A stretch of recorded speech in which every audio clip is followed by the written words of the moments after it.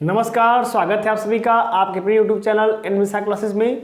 सर्वप्रथम एनमिसा क्लासेस तरफ से आप सभी को दिवाली प्रकाश पर्व की हार्दिक शुभकामनाएं। साथियों, जिस तरह दिया जल करके उजाला फैलाता है, उसी तरह मेरी यह मंगल कामना है कि आप सभी का व्यक्तित्व भी एक तरह से समाज में ऐसा प्रकाश फैलाए जिससे कि दूसरे भी आपसे प्रभावित हो सके। क्योंकि कहा गया है कि शिक्षक समाज का आईना होता है, शिक्षक समाज का दर्पण होता है। तो आप भी एक ऐसा व्यक्तित्व अपना बना सके जिसमें कि लोग देख करके स्वयं को अनुकरण करने के विचार को अपना सके कि आपका जो व्यवहार है उसको लोग अनुकरण कर सके। क्योंकि ये भी कहा गया है कि शिक्षक का आचरण अनुकरणीय होता है। तो आप अपने व्यक्तित्व को इस तरह का बनाइए कि आपका जो व्यवहार है, जो आपकी भाषा शैली है, जो आपकी कार्य शैली है, उससे लोग प्रभावित हुए बिना न रह सके। तो इन्हीं मंगल कामनाओं के साथ आज हम हिंदी शिक्षण जो बीएड तृतीय सेमेस्टर का अध्ययन कर रहे हैं, आज इसकी लास्ट क्लास है। और इस लास्ट क्लास में हम पढ़ रहे थे मूल्यांकन की प्रविधियाँ, और इसी के अंतर्गत आज हम अध्ययन करेंगे मूल्यांकन की प्रविधियाँ। जैसा कि मैंने आपको दो बताया था, एक परिमाणात्मक थी और दूसरी आपकी गुणात्मक थी। तो परिमाणात्मक में हमने पिछली क्लास में अध्ययन कर लिया है। अगर आपने क्लास नहीं देखा है तो लिंक दे देता हूँ डिस्क्रिप्शन बॉक्स में। सारी क्लासेस जो हमने पढ़ाई हुई हैं सबकी लिंक मैं डिस्क्रिप्शन बॉक्स में दे दूँगा। आप जो क्लास अटेंड नहीं किए हैं उन क्लास को वहाँ पे आकर क्लिक करके आप क्लास को अटेंड कर सकते हैं। ठीक है, तो आज ये आपकी अंतिम क्लास है। तो उम्मीद है कि आप अपना प्यार स्नेह जो भी समस्या है उन सबको कमेंट के माध्यम से हमें अवगत कराएंगे। अगर क्लास अच्छी लगेगी तो क्लास को लाइक कर दीजिएगा, जो चीज़ न समय कमेंट करिएगा, क्लास अच्छी लगी तो भी कमेंट करिएगा। और चैनल पहले आप विजिट कर रहे हैं तो चैनल को सब्सक्राइब कर लीजिएगा, बेल आइकन को प्रेस कर लीजिएगा, जिससे कि आगे आने वाली सभी नोटिफिकेशन आपको प्राप्त होती रहे हर समय। ठीक है, हिंदी शिक्षण के बाद हम शुरू करेंगे इतिहास शिक्षण। तो इतिहास शिक्षण भी जल्द ही समाप्त करने का प्रयास किया जाएगा, लेकिन उससे पहले मैं यही कहूँगा कि आप हमें पुनर्बलन के स्वरूप लाइक और कमेंट करते रहें। ठीक, तो चलिए बिना देर किए शुरू करते हैं। सबसे पहले बात करेंगे मूल्यांकन की प्रविधियाँ। जैसा कि गुणात्मक प्रविधि लिखा हुआ है, तो गुणात्मक प्रविधि के अंतर्गत हमने उस दिन जो पहले दिन हमने क्लास ली थी परिमाणात्मक प्रविधि वाली, उसमें हमने बनाया था बाकायदे में कि कितने प्रकार के वर्गीकरण किए गए हैं और गुणात्मक प्रविधियों में क्या क्या आते हैं। जैसे रेटिंग स्केल है, प्रश्नावली है, उसके बाद परीक्षण अथवा निरीक्षण है, संचयी आलेख है, ये सब गुणात्मक प्रविधियों के अंतर्गत आते हैं। यानी कि मूल्यांकन करने की दो विधियाँ थी, एक परिमाणात्मक और एक गुणात्मक। तो गुणात्मक के अंतर्गत यही आपकी आएंगी विधियाँ। पहली है प्रेक्षण या निरीक्षण। निरीक्षण विधि को हम प्रेक्षण विधि बोलते हैं, या फिर प्रेक्षण को हम निरीक्षण कहते हैं, कुछ भी कह सकते हैं, दोनों का नाम एक ही है, इसीलिए भ्रमित मत होइएगा। निरीक्षण जैसा कि नाम से ही लग रहा है कि किसी चीज़ के, जैसे कि हम कहते हैं कि इसका हम निरीक्षण कर रहे हैं, यानी कि वह चीज़, वो घटना घटित होती है और हम उसका अवलोकन करते हैं। ठीक, तो यही चीज़ है निरीक्षण में, लिखा हुआ भी है, समझ लेते हैं। इसमें बालक के व्यवहार एवं आचरण का विभिन्न वातावरण में अवलोकन होता है। विभिन्न वातावरण में अवलोकन का मतलब यह है कि कोई भी एक बालक होता है, वह हर अलग अलग वातावरण में, वातावरण का मतलब यह है कि वह किस प्रकार के माहौल में है। ठीक है, जैसे कि अगर वह कोलाहल के माहौल में है तो वहाँ उसका क्या प्रतिक्रिया होता है, या फिर उसका जो बालक है वह अगर एक शांतिपूर्ण इलाके में है तो वहाँ वह किस प्रकार की प्रतिक्रिया कर रहा है, वह विद्यालय में है तो किस प्रकार की प्रतिक्रिया कर रहा है। इन्हीं सबको कहा जा रहा है कि अलग अलग वातावरण में। तो इसमें बालक के व्यवहार एवं आचरण का विभिन्न वातावरण में अवलोकन होता है। ठीक है, बालक को इसकी जानकारी नहीं होती, क्योंकि जब हम यह निरीक्षण कार्य करते हैं तो बालक को यह पता नहीं होता कि मेरे ऊपर निगरानी रखी जा रही है, मुझे कोई देख भी रहा है, वो अपनी क्रिया करते रहता। अगर उसे पता हो जाएगा कि निरीक्षण उसका हो रहा है, ठीक है, निरीक्षण विधि के द्वारा उसका मूल्यांकन हो रहा है, तो वह सचेत होकर के, जैसे अगर किसी ने उसे अगर क्या किया है, कुछ हानि पहुंचाया है, तो अगर उसे पता है कि उसका अवलोकन हो रहा है तो वहाँ पर शांत रहेगा। ठीक है, अगर वह गुस्सैल स्वभाव का है तो इस तरह से सही से उसका मूल्यांकन नहीं हो पाएगा। इसीलिए इसमें उसको नहीं बताया जाता है। जब नहीं बताया जाएगा तो जिस तरह का उसका स्वभाव होगा उस तरह की वह प्रतिक्रिया करेगा। अगर वह शांत स्वभाव का है तो वह कुछ नहीं बोलेगा, उसे कंप्लेन करेगा, अपने जो भी अभिभावक हैं या फिर जो उसके शिक्षक हैं उनसे करेगा। अगर वह गुस्सैल स्वभाव का है तो तुरंत वहीं पे मारपीट शुरू हो जाएगी। ठीक है, कि तुमने हमें कैसे चोट पहुंचाई, कैसे मारा हमें, या फिर हमारी चीज़ कैसे चुराई। ठीक है, तो यही कहा जा रहा है कि बालक को इससे जानकारी नहीं होती है, बालक के बौद्धिक, संवेगात्मक व रुचि का निरीक्षण किया जाता है। देखिए 3 चीज़ें महत्वपूर्ण हैं। अगर बात की जाए कि निरीक्षण में किस किस चीज़ का निरीक्षण किया जाता है, तो बालक के बुद्धि का निरीक्षण किया जाता है। ठीक है, उसके संवेगों का, जैसे कि हमने बताया कि मारपीट शुरू हो जाएगी या शांत स्वभाव का या उग्र स्वभाव का है, तो उसके संवेग का निरीक्षण किया जाता है और उसकी रुचि का निरीक्षण किया जाता है कि उसकी रुचियाँ किस चीज़ में है, वह किस चीज़ को पसंद कर रहा है। ठीक है, तो इन्हीं चीज़ों का निरीक्षण विधि में निरीक्षण किया जाता है और निरीक्षण करके एक बाकायदे सूची बन जाती है कि इनकी इस माहौल में यह प्रतिक्रिया रही है, इनको यह रुचि है। ठीक है, इनकी बुद्धि क्षमता इतनी है। ये सब का जब सूची बना लिया जाता है निरीक्षण करके, उसके बाद उससे हम निष्कर्ष निकालते हैं, यानी कि रिजल्ट प्राप्त करते हैं। ठीक है, कि बालक को कितना अंक देना चाहिए इन सभी बिंदुओं के तहत। तो यही आगे देखिए लिखा हुआ भी है कि तदोपरांत एक विशेष रिपोर्ट तैयार करने के बाद उसका विश्लेषण किया जाता है और विश्लेषण करने के बाद एक निश्चित निष्कर्ष प्राप्त किया जाता है कि यह बालक का मूल्यांकन किस स्तर का हुआ है। यानी कि जो मूल्यांकन होता है वह मूल्यांकन कितने, अगर अंक का मूल्यांकन है तो अंक मिलेंगे, ग्रेड का मूल्यांकन है तो उसे कौन सा ग्रेड देना है। इन जो सूची बनाई जाती है इनको निरीक्षण करने के बाद तभी उसे ग्रेड प्रदान किया जाता है। तो इस तरह से यह निरीक्षण विधि बहुत ही प्रभावी सिद्ध होती है छोटे बालकों के लिए। ठीक है, और जरूरी नहीं है कि छोटे बालकों के लिए प्रभावित हो, सभी व्यक्तियों के लिए प्रभावित हो सकती है, लेकिन तय यह किया जाता है कि किस प्रविधि का प्रयोग करना है। निरीक्षणकर्ता जो है वह किस प्रवृत्ति का प्रयोग कर रहा है, या जो प्रयोग करता है या फिर जो एग्जामिनर है वह किस प्रविधि का प्रयोग करना चाहता है, यह उसके ऊपर निर्भर करती है। ठीक, आगे बात करेंगे हम। एक मोसर है, मोसर ने एक परिभाषा भी दी है इसी के संबंध में, निरीक्षण के संबंध में, जिससे कि यह निरीक्षण और भी स्पष्ट हो जाता है। परिभाषा है कि निरीक्षण को उचित रूप से वैज्ञानिक पूछताछ की श्रेष्ठ विधि कहा जाता है।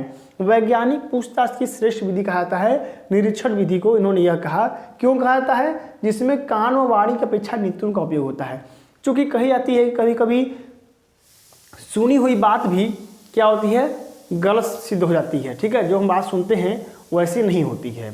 ठीक, अगर किसी की शिकायत किसी ने की है तो हो सकता है कि वह व्यक्ति उससे जल रहा हो इसलिए उसने शिकायत की है, या फिर वाणी की अपेक्षा। वाणी का मतलब यह है कि जैसे कि आपके मन में एग्जामिनर के प्रति बहुत ही दृश्य है कि यह बहुत ही गुस्सैल है, हमें कम नंबर देने वाला है, लेकिन क्या है, आप वहाँ के सामने जो हैं वो आप ही हैं, गुरु ब्रह्मा गुरु विष्णु गुरुदेवो महेश्वर, आपने शुरू कर दिया, उसी चाप उसी करना आपने शुरू कर दिया उसको खुश करने के लिए, लेकिन मन में क्या है, मन में आपसे चिढ़ रहे हैं। तो कहने का अर्थ क्या है कि सुनी हुई बात और वाणी यानी कि मुंह से निकली हुई आवाज़, इनकी अपेक्षा नेत्रों का उपयोग निरीक्षण विधि में ज़्यादा होता है। क्योंकि जब निरीक्षण करते हैं तो कोई भी बालक है या जिसके ऊपर जिसका निरीक्षण कर रहे हैं वह उसे पता तो होता नहीं उसका निरीक्षण हो रहा है, तो जिस प्रकार की भावना रखता है ठीक उसी प्रकार का व्यवहार वह करता है। ठीक है, अगर वह किसी को बुरा समझता है तो सीधे वह बुरा बोलेगा। ऐसा नहीं कि आगे समझ आ करके नहीं वो तो बहुत अच्छे हैं, बहुत ही अच्छे स्वभाव के हैं, वह तारीफ नहीं करेगा।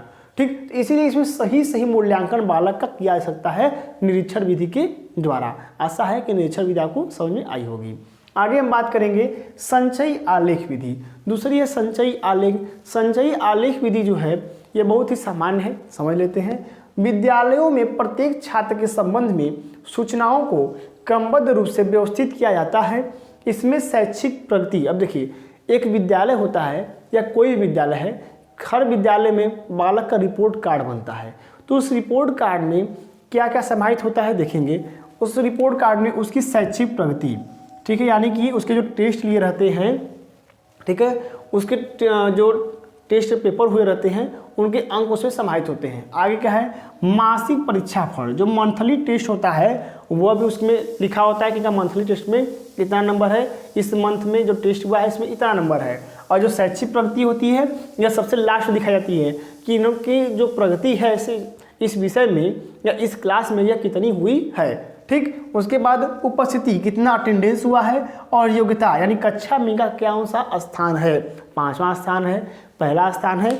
इन सब तथा अन्य पाठ्य सहगामी क्रियाओं का आलेख। पाठ्य सहगामी क्रियाएं को मतलब समझ रहे होंगे आप, नहीं समझ रहे हैं तो बता देता हूँ। पाठ्य सहगामी क्या मतलब वह क्रियाएं जो कि पाठ के साथ साथ चलती हों, जैसे कि संगीत, नाटक प्रस्तुत करना, ठीक है, गायन, वादन, ये सभी क्या है, ये सब पाठ्य सहगामी क्रियाएं होती हैं। भाषण देना भी होता है, ठीक है, और जो रंगोली प्रतियोगिता होती है, मेहंदी प्रतियोगिता होती है, ये सब पाठ्य सहगामी क्रियाएं होती हैं, ठीक है, जो कि पाठ के साथ साथ चलती रहती है। इन सब का भी उल्लेख उनकी जो मार्कशीट होती है उसमें किया जाता है। तो यही कह रहा है कि विद्यालय में प्रत्येक छात्र के संबंध में सूचनाओं को क्रमबद्ध रूप से व्यवस्थित किया जाता है, और जो क्रमबद्ध रूप से व्यवस्थित करते हैं उसमें कौन कौन सूचनाएं होती हैं, उसमें उनका मंथली टेस्ट, उसके बाद पाठ सहगामी क्रियाएं, उनकी उपस्थिति, कक्षा में स्थान तथा उनकी शैक्षिक प्रगति लास्ट में लिखी होती है। इसके बाद देखिए कह रहा है कि इसमें बालक की कमजोरी व प्रगति की जानकारी सरलतापूर्वक प्राप्त की जा सकती है। कोई भी आपका जब रिपोर्ट कार्ड देखेगा जो आपको एनुअल एग्जाम के बाद मिलता है तो तुरंत देख के पता कर लेगा कि आप कितने पढ़ने में तेज हैं या कितने कमज़ोर हैं। यह कोई भी सामान्य सा व्यक्ति देख करके आपका जो संचयी आलेख है उसी को हम संचयी आलेख बोलते हैं, यानी कि किसी चीज़ का डाटा संचय करके उसको लिखित करना, वही होता है संचयी आलेख। तो संचयी आलेख मतलब मार्कशीट से आप ले सकते हैं कि किसी बालक की जो मार्कशीट तैयार होती है तो क्या होता है, हर मंथ का टेस्ट होता है उसको लिखते हैं, ठीक है, उसने कितना अटेंडेंस दिया है उसको भी लिखते हैं, कक्षा में स्थान क्या है उसको भी लिखते हैं। तो हर डाटा को एकत्रित करके जब लिखते हैं तो वही संचयी आलेख कहलाता है। समझ में आया होगा आपको अच्छे से। अब इसके बाद हम पढ़ेंगे कि साक्षात्कार क्या होता है, ठीक है। स्क्रीनशॉट लेना चाहते हैं तो ले सकते हैं, ठीक है, और उसके बाद फिर आपको साक्षात्कार के बारे में बताएंगे। उम्मीद है कि स्क्रीनशॉट हो गया होगा, ठीक है। इरेज कर लेते हैं। बात करते हैं अब हम प्रश्नावली की। प्रश्नावली क्या है, जैसा कि आप देख सकते हैं, इंटर प्लस व्यू। इंटरव्यू जो है यह शब्द दो शब्दों से मिलाकर के बना है, इंटर प्लस व्यू। इंटर का मतलब होता है आंतरिक और व्यू का मतलब होता है अवलोकन, यानी कि किसी व्यक्ति का आंतरिक अवलोकन करना ही इंटरव्यू कहलाता है। हिंदी में बात करें तो साक्षात्कार कहलाता है, ठीक।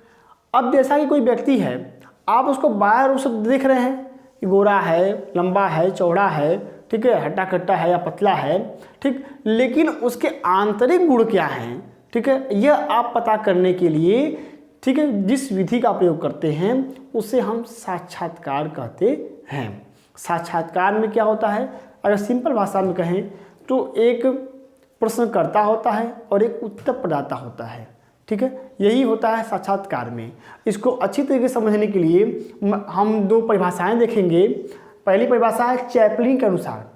चैपलिन ने कहा कि आमने सामने होने वाला वह वार्तालाप जिसका उद्देश्य तथ्यपूर्ण सूचना प्राप्त करना होता है वह साक्षात्कार कहलाता है, ठीक है। इन्होंने कहा कि आमने सामने होने वाला वह वार्तालाप, यानी साक्षात्कार क्या होता है, आमने और सामने होता है, यानी देने वाला और लेने वाला दोनों आमने सामने होते हैं, और क्या आमने सामने होकर के वार्तालाप करते हैं, यानी बात करते हैं।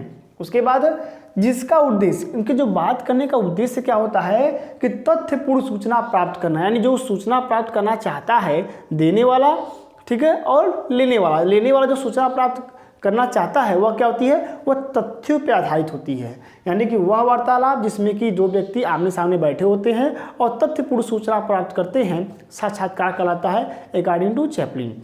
आगे परिभाषा देखेंगे हम दूसरी, मैकोबी एवं मैकोबी के अनुसार। यह परिभाषा बहुत ही अच्छी और बहुत ही सरल है, आपको समझ में भी आ जाएगी।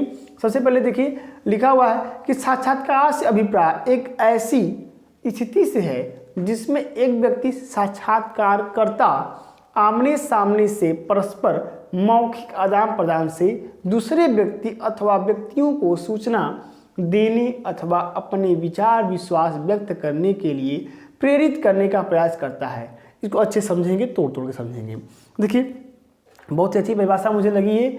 मैकोबी एवं मैकोबी ने कहा कि साक्षात्कार से अभिप्राय एक ऐसी स्थिति से है, यानी वह स्थिति जिसमें एक व्यक्ति साक्षात्कार करता, यानी कौन सा व्यक्ति होगा, एक व्यक्ति जो होगा वह साक्षात्कार करता होगा, यानी कि जो साक्षात्कार लेने वाला है, ठीक, उसके बाद आमने सामने से परस्पर मौखिक आदान प्रदान से, यानी कि साक्षात्कारकर्ता अपने सामने बैठे हुए व्यक्ति को मौखिक आदान प्रदान यानी मुंह से प्रश्न पूछ करके दूसरे व्यक्ति अथवा व्यक्तियों, चूंकि व्यक्ति और व्यक्तियों दो शब्द इसे लिखा गया है चूंकि साक्षात्कार एक ग्रुप का भी हो सकता है अथवा एक व्यक्ति का भी हो सकता है। ठीक है, जैसे कि आप जब बीए थर्ड सेमेस्टर में आप जाएंगे वाइवा देने के लिए, प्रैक्टिकल का जो आपके बाद होता है टीचिंग के बाद, तो उसमें क्या होगा कि जो एग्जामिनर होगा वो आपको ग्रुप में बुलाएगा, 5 लोग का ग्रुप बुलाएगा और 5 लोग को बैठाएगा सामने और आगे क्या लेगा, ये प्रकार समझ लिए कि वो इंटरव्यू ही हो गया। ठीक है, वाइवा जो है इंटरव्यू टाइप का ही हो गया। तो आपसे कुछ प्रश्न पूछेगा, तो वही करा है कि जिसमें जो होता है साक्षात्कारकर्ता अपने सामने बैठे व्यक्ति से मौखिक आदान प्रदान यानी मुंह से प्रश्न पूछ करके किससे, दूसरे व्यक्ति अथवा व्यक्तियों से, यानी अपने सामने बैठे किसी एक व्यक्ति से या अन्य कई सारे व्यक्तियों से सूचना देने अथवा अपने विचार विश्वास व्यक्त करने के लिए प्रेरित करने का प्रयास करता है। वह सामने बैठे व्यक्ति से सूचना लेने का प्रयास करता है कि वह सूचना दे, और जो सामने बैठा व्यक्ति होता है वह साक्षात्कार लेने वाले को अपने उत्तरों के द्वारा प्रेरित करने का प्रयास करता है। यह परिभाषा दी है मैकोबी व मैकोबी ने। अब आपको यह चीज़ स्पष्ट हुई होगी। ठीक है, अब हम आगे बात करेंगे कि साक्षात्कार की विशेषताएं क्या हैं। जैसा कि आप सब देख सकते हैं कि 5 विशेषताएं लिखी हुई हैं। पहली विशेषता है कम समय में अधिक सूचना की प्राप्ति, क्योंकि साक्षात्कार में कम समय लगता है और जो साक्षात्कार लेने वाला होता है वह कम समय में बहुत कई सारे प्रश्न पूछ करके वह ज़्यादा तथ्यों को इकट्ठा कर लेता है आसानी से। आगे 2 या 2 से अधिक व्यक्ति, क्योंकि साक्षात्कार में एक व्यक्ति या एक व्यक्ति से ज़्यादा व्यक्तियों का साक्षात्कार लिया जा सकता है, इसीलिए इसमें 2 या 2 से अधिक व्यक्तियों का भी समावेश किया जा सकता है और जल्द से जल्द साक्षात्कार लेकर कम समय में ज़्यादा कार्य किया जा सकता है। आगे देखेंगे, तीसरा है तथ्य संकलन में सुविधा, क्योंकि जब साक्षात्कार लेते हैं, जो साक्षात्कार लेने वाला होता है व्यक्ति वह क्या करता है, तथ्यों का संकलन करता है, और तथ्यों का संकलन करने में साक्षात्कार के द्वारा सुविधा होती है, यानी कि उसे जो जिस तथ्य के बारे में जानकारी प्राप्त करनी होती है उन्हीं तथ्यों के बारे में वह प्रश्न पूछता है सीधे सीधे। ठीक है, आगे विशिष्ट उद्देश्य की प्राप्ति, चूँकि साक्षात्कार का एक उद्देश्य होता है। जैसे कि मान लीजिए आपका साक्षात्कार हो रहा है बीए थर्ड सेमेस्टर के अनुसार, तो आपका जो प्रश्न होगा वो बीए थर्ड सेमेस्टर के अकॉर्डिंग ही होगा, उसके अनुसार ही होगा। ठीक, ऐसा नहीं है कि उसमें किसी प्रतियोगी परीक्षा संबंधी प्रश्न पूछ दिए जाएंगे।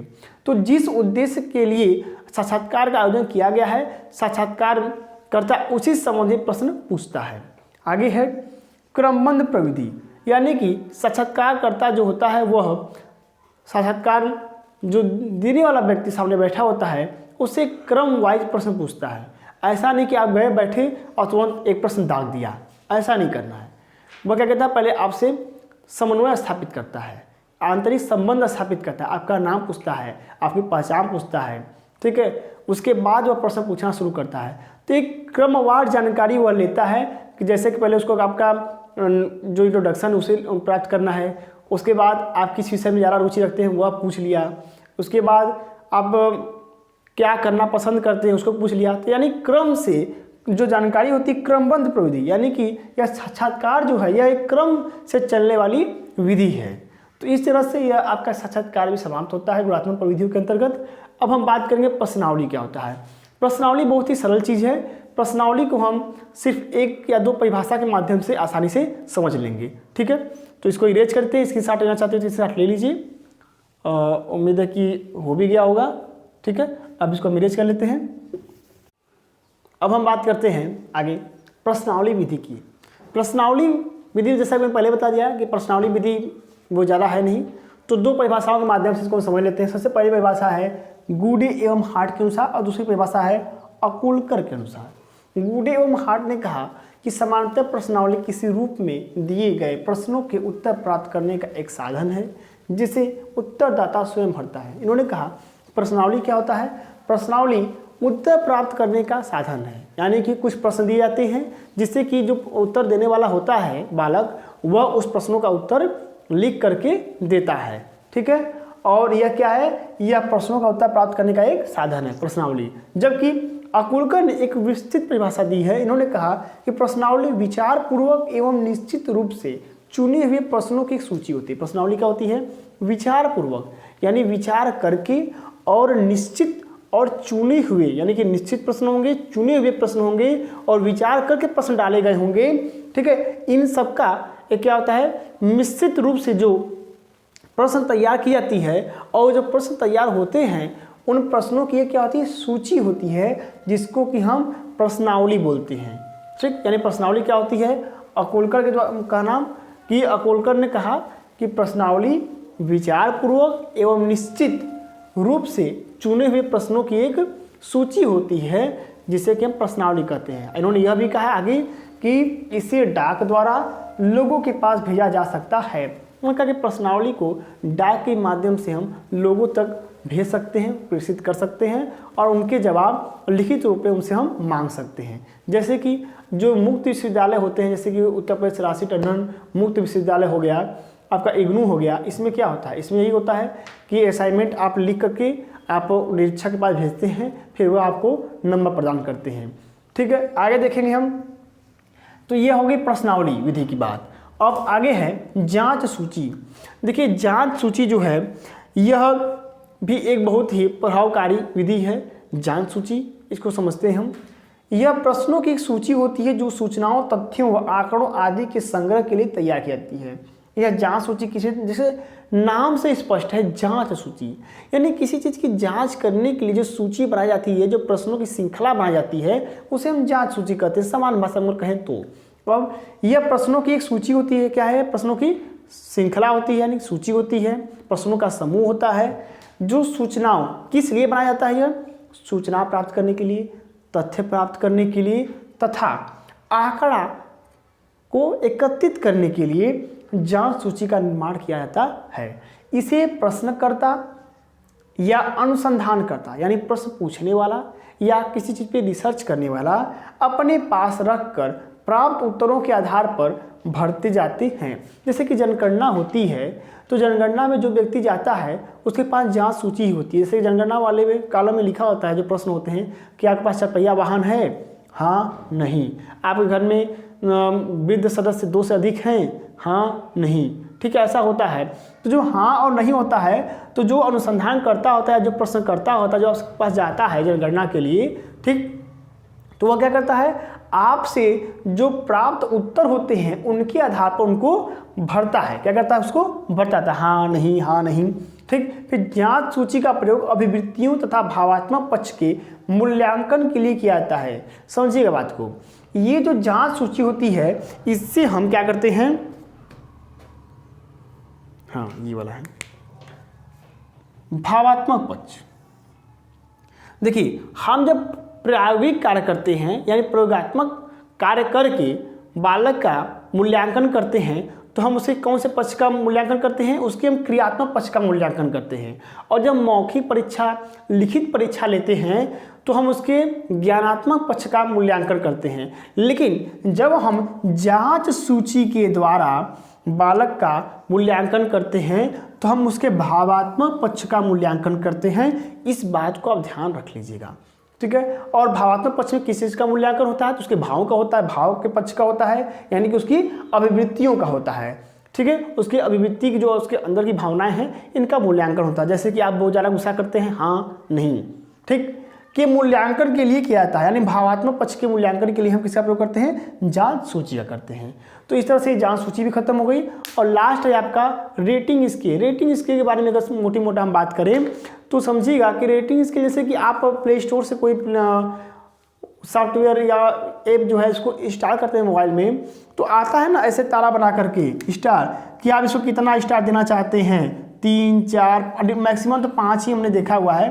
अब तारा मुझे बनाने अच्छे से आता नहीं है, 5 हो गए हैं, ठीक। तो अब 5 में आप बटन दबाते हैं, अगर 3 पे कर देंगे तो 3 ग्रीन हो जाएगा, 5 कर देंगे तो 5 स्टार आपकी रेटिंग हो जाएगी। यानी किसी चीज़ को उसके गुण के आधार पर अंक प्रदान करना ही रेटिंग स्केल कहलाता है, ठीक है। इसको अभी लिख करके थोड़ा समझाते हैं आपको। इसका स्क्रीनशॉट ले लीजिए, फिर इसको हम इरेज करेंगे। स्क्रीनशॉट हो गया होगा, ठीक, चलिए